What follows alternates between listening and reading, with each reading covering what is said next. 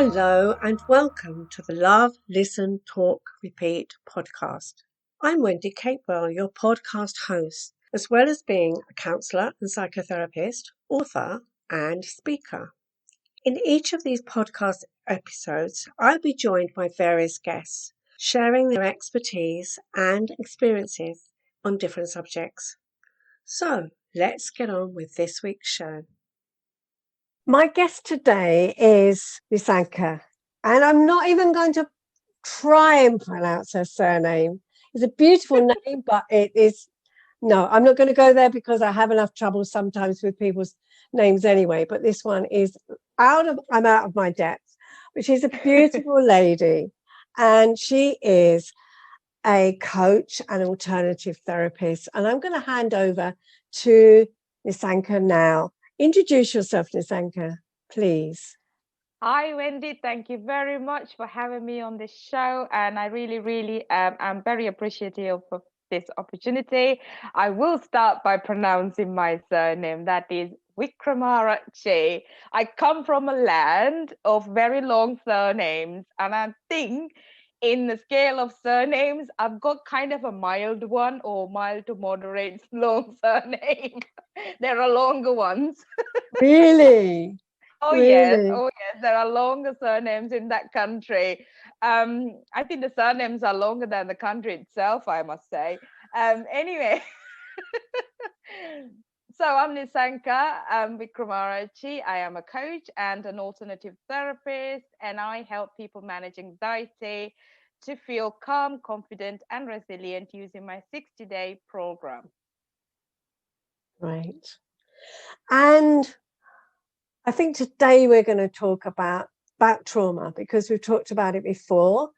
And I think my view is that when I speak to people, clients, they only identify trauma or PTSD, for example, which is part of a trauma. It's a manifestation of trauma at times, as only if someone's been in a serious accident, a life-threatening situation, or from a war zone.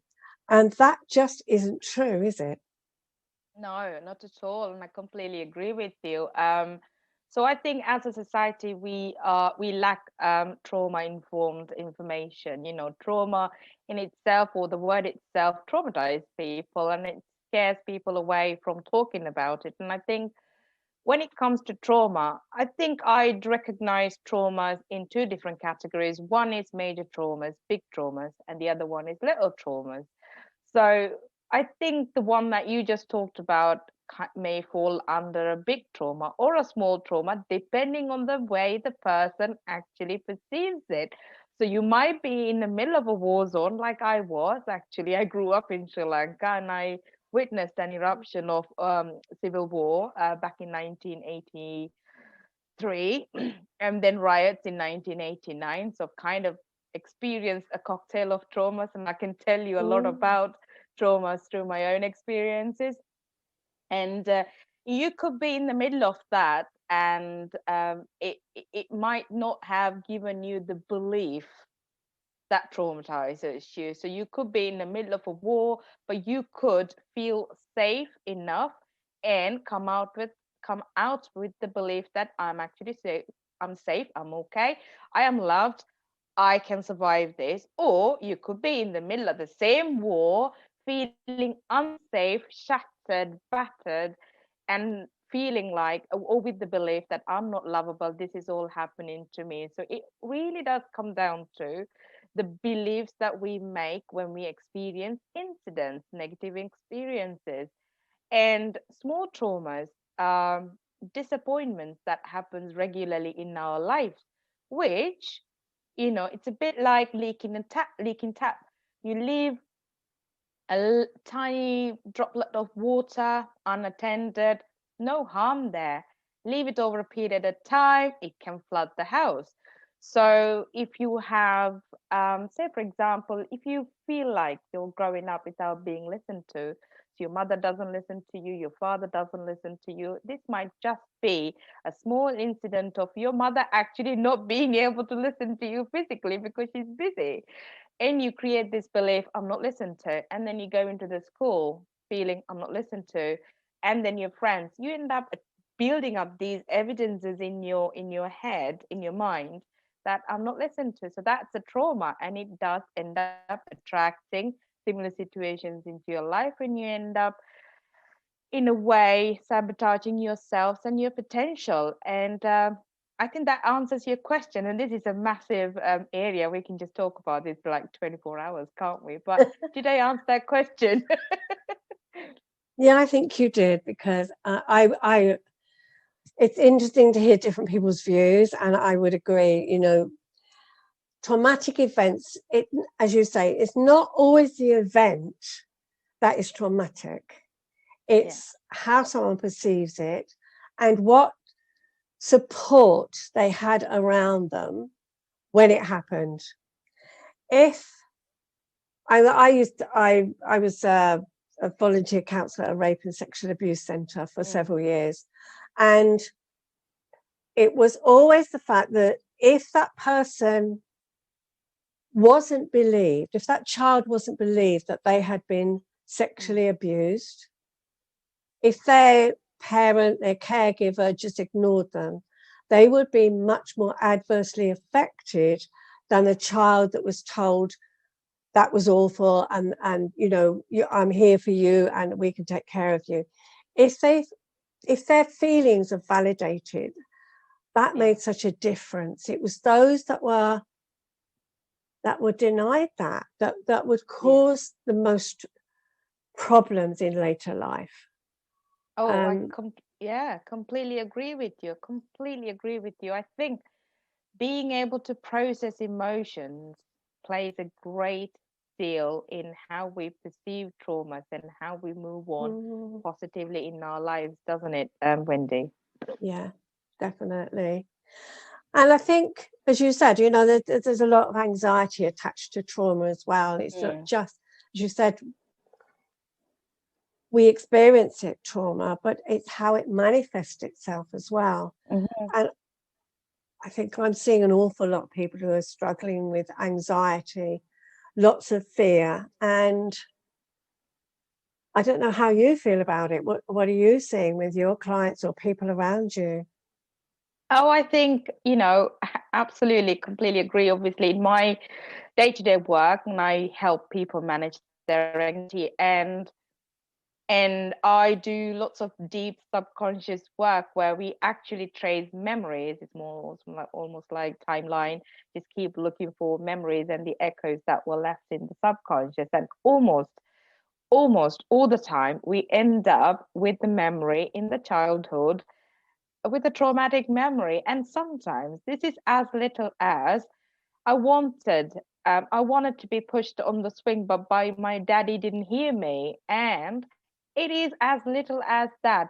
And then we just keep adding more things, adding more things. So anxiety is very much related to big or little traumas that we've experienced in the past, in our childhood, especially within the age of 0 and 6. I think if you want to be even more specific, the age between 0 and 3 is even more important, as you know. So yeah, it's almost all the time related to experiences and the beliefs that we've created, which actually makes it possible and also gives us strong hope that anxiety is not a condition that we have to live forever with, suffering and sabotaging and stopping our lives with. Anxiety is a condition that we can actually get under control. We're never going to live without anxiety because it's a positive response in our body. It helps us motivate and helps us keep us safe. Obviously, we're not going to get rid of it. It's a natural response. But crippling anxiety or the chronic anxiety, that this constant stress response that we have, that gives us palpitation, the sweatiness, the snuffiness, the basically a miserable, unhappy life, that is a condition that we can definitely get out of. Yeah. Yes, I would so agree, because as you say, we need that because it is part of our survival system. If we don't have that reaction, because it is a reaction, when our fight or flight freeze response comes in. It's a danger or perceived danger. And I always find it interesting that part of the brain, it's just not intelligent. It just reacts. It's not a reality. And so I think people think, well, why am I feeling like this? But they don't understand that their body is reacting and it's not thinking it through. No. And it is the way that it keeps us safe, isn't it? But as you say, sometimes it overreacts. And then if you get into that chronic anxiety, that is such it's so life limiting. It is. It is. I mean, I can tell you it was life limiting because I've literally lived my entire life with this anxiety, chronic anxiety, because of the childhood trauma, some of which you know, and I'm happy to share some of them. I mean, you've worked with rape survivors, sort of sexual abuse survivors, and I would say I'm one of them. Instead, now that I have gone through the process, I wouldn't call myself a survivor or a victim, and I'd call myself a thriver, because that experience helped me a lot, a great deal, to actually catapult my life into a completely different life, which I'm really happy and happy about, So I would call myself a thriver. And anybody out there listening, I can say, yes, you can call yourself a thriver as well. If you have gone through that healing process, I can tell you, you will call yourself a thriver because of what you will learn in that process. um and so I was diagnosed with generalized anxiety disorder back in 2014. And I also think, so when I when my daughter was born in 2012, to be honest though, I think I had postnatal depression, but I don't think it went diagnosed because I never talked to anybody about it. I blame myself, I call myself a bad mother. I struggle but never talked about it. And I just told myself, oh, my grandmother had 8 children, why can't I look after one child? So I was really justifying myself and blaming myself for the struggle. But anyway, in 2014, I just had nothing else, but I had to go and get diagnosed. I was diagnosed with generalized anxiety disorder. Lo and behold, I just ignored it. And I went through CBT, obviously. I'm a very academic person, Wendy. I'm very good at going with theories. So when I become aware, like before the therapist talk to me, I'll like bring in all the the theories and I'll talk about it. But I just couldn't find a resolution anyway. Well, and then depression is a buy one get one free gift when you get anxiety. So, and I was diagnosed with depression in 2017, and I was suicidal actually. Wow. Because all these traumas were happening. So every time my daughter cried, every time my daughter was reacting in a way, I was so triggered by past memories. Past memories or something that I just didn't understand what was happening to me anyway. And that was the pinnacle. I think that was the moment I thought, I'm just crazy. I mean, I was literally saying goodbye to my child, and every time I talk about that, I would get goosebumps. Like what was I trying to do? And I went and got help. And got help, medication. I can give you a cocktail of therapies that I went through. But anyway, I just kept looking for the right approach that worked for me. And some of the conventional therapies actually didn't work for me. Like I said, I'm an academic person. I understand theories very quickly, and then I go and read about them anyway. And I just started creating this whole persona about an identity about myself, like this happened to me because of that, I am this person, etc. I just started creating a different set of beliefs about myself that was limiting me. I was attracting the wrong people into my life. I was making the wrong decisions in my life. I was miserable. I had no smile on my face, although I was cracking jokes. I do have a good sense of humor, I have to say. I was cracking jokes, but my smile was never real. It was never real. It was a facade. It was a drama. It was a pretense. The the the the most disturbing factor about the whole experience is the lack of connection I had at the time with my own child. And it's just that stark realization. And I was creating the same thing that happened to me as a Mm. child with my daughter. It's that realization that got me, no, I've got to change it. And obviously went through it all. And it is the alternative therapy, the EFT and the matrix that actually helped me resolve the traumas. And I found that connection again. I cannot be happier about the connection I have with my daughter, the relationship I have with my daughter, the people I have invited back into my life, the quality of relationships I have with my friends, professional relationships, you name it. Mm. The quality of life have improved massively. 5 years ago, if you told me, Nisanka, you'd be running a business, you'd be on podcast, I'd be like, who's going to give me an opportunity? Nobody's going to look at me, look at me, etc. Da, da, da, whatever it is, I would give you whole different of excuses not to do anything. But here today, I've been on radio shows, I've been on several podcasts, I'm talking to people massively about my experiences, and I'm obviously Yeah. running a business. And the best outcome it all is the relationship I have with my daughter. Like you said, I made myself available emotionally to my daughter because I dealt with my own baggage. Mm. Thank God. Thank God, depression. Thank God, anxiety. Thank God, all those bad feelings and experiences. Because if it didn't happen, I probably wouldn't be here today. So, yeah, the connection is on, the happiness is on. Um, yeah, I mean, it's just all good things I can tell about myself right now, really. That's really good. It really is. And you can create that life for yourself. Just because something's happened in the past, doesn't mean that you have to live that life over and over and over again. You can change it. Mm. And, I started changing my life when I turned 40. So it's never too late to begin your life.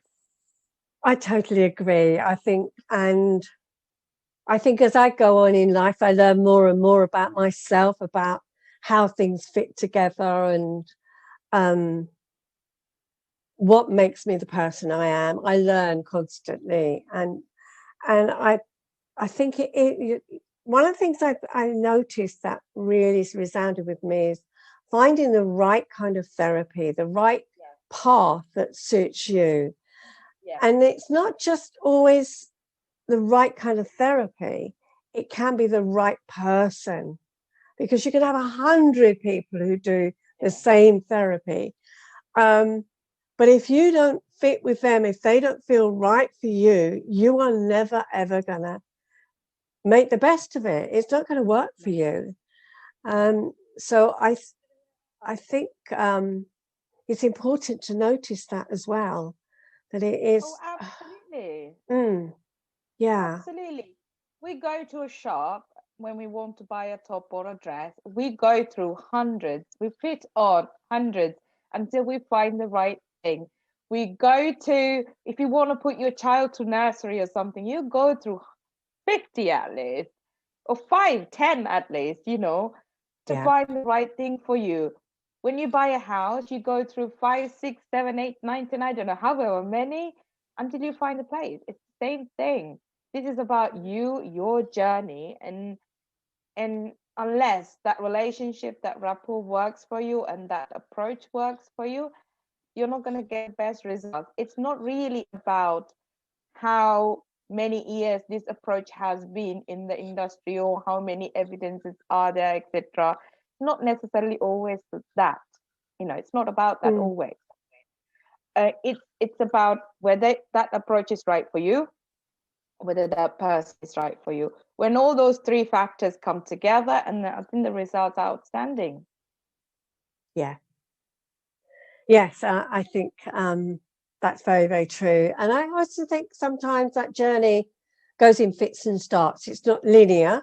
I No. think it can be. I was likening it to a meal. Eating. Sometimes you just want a light snack, and that's enough for you at the moment. Yeah. And then sometimes you need something a bit more substantial.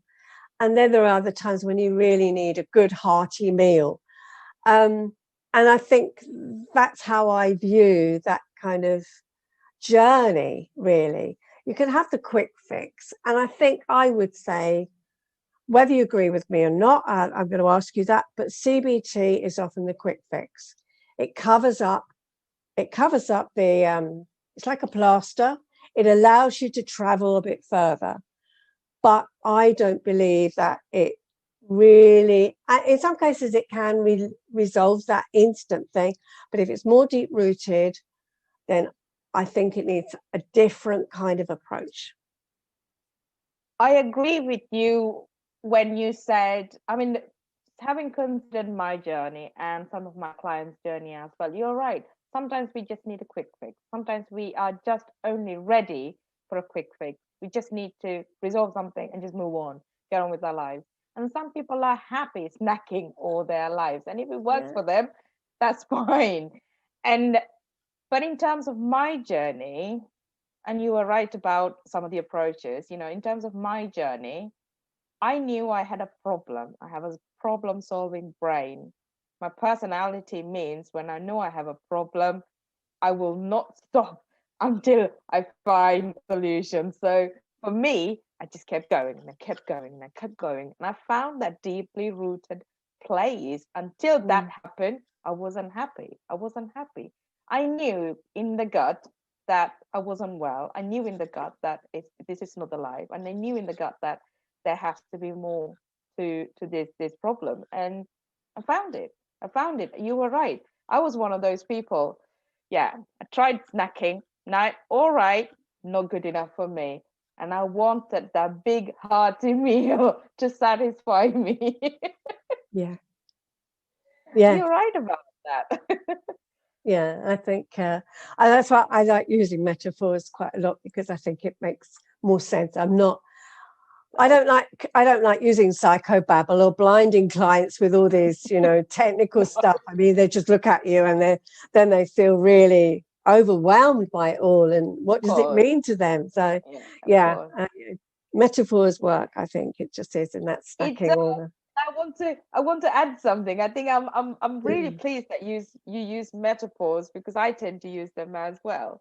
But I also want to emphasize, and I do tell this to people, I don't know how much they believe me.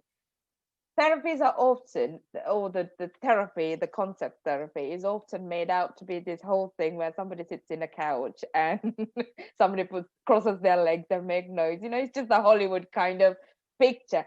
It is not like that. We have good laugh, we have a good connection, we crack jokes, and it's lighter. And that's why you need to find that person. If you don't like that light atmosphere, then to be honest, working with me is not the right I'm not the right person anyway. And it's just about finding it, testing it out. Test your buffet.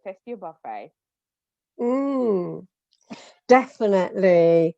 Yeah, and it is. You don't buy the first house that you get the details of. Absolutely not. It is testing it out. And I think most therapists, coaches, whatever, they will offer, I offer a free 30-minute chat. And it's not about, this is what I'm going to solve in 30 minutes. This is about, are we the right person for each other? Am I the right person to help you? Are you going to get what you need? It's about exploring the situation. And if I'm not the right person, then fine, I'll help you find somebody else who's probably more suitable. But I'll point you in the right direction. There's no problem for me. But I think it is important, and especially when you've got something, if that trauma keeps reoccurring and it's creating anxiety, depression, other mental health issues, then it's well worth exploring it, because as you said, you can stay in that place feeling unhappy, miserable, traumatized, anxious, depressed, whatever it is, but it just stops us from having the life that we want and deserve. Absolutely, 100%. I could not agree more, Wendy, to that statement. One of the questions I asked sort of halfway through my journey when I was still relapsing is, and I actually assessed my, at the time, current situation, and I realized the current situation at the time, prevailed situation, was contributing to my relapses. And I asked this question myself: am I going to live another 40 years like this? Or am I going to spend 2 years of maybe suffering? It just didn't last 2 years, by the way. Um, and am I going to create a completely different life for me that actually fulfills me, that makes me available emotionally to my child?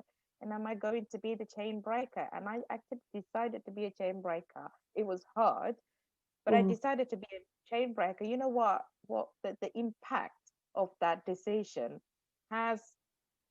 This may sound a bit woo-woo, but I'm an alternative therapist, and alternative therapy isn't woo-woo. There's scientific research and scientific reasons behind it, and I very much, use all of that in my day-to-day work.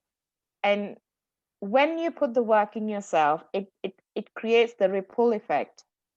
Yeah. The relationship I didn't have with my parents, it's back on. I cannot be happier.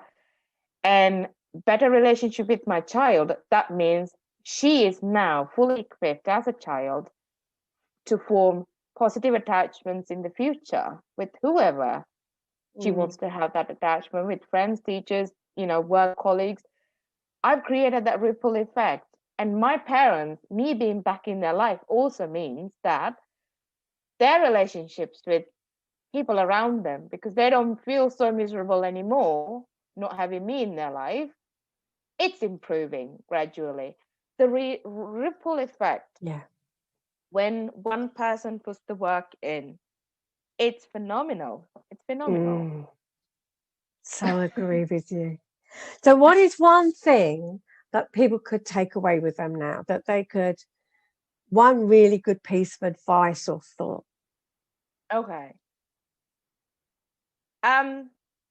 Look at three things: past, present, and future. Assess all three and take actions about your past to let it go, about your present to make changes that gives you the future that you need. Take action. Brilliant. That's great advice. Great. So what is one easy way, Nisanka, that people can get in touch with you? All your details will be in the show notes, but an easy way that people can find you. Nisanka at coachingwithnisanka.com. That's my email. Brilliant. Okay, thank you so much for today. I think we could, we've only really briefly touched on trauma, and I'm sure there's a lot more to it. And I think we could talk for a lot longer, but at least maybe people have got some ideas about how trauma and anxiety kind of fit with each other, and maybe identifying why people are struggling with anxiety and that fear of whatever it is. But yeah, thank you so much. I've really enjoyed it. Thank you very much for having me. I hope you've enjoyed this episode. I'd love to hear from you and what you think, so do get in touch. If you'd like to learn more about me, how I help people who are struggling with issues relating to their personal life or relationships, as well as finding out how you can work with me, go to my website, www.wendycapewell.co.uk, where you can find my contact details and book a free call with me. You really don't have to struggle alone. Until next time, take care. Bye.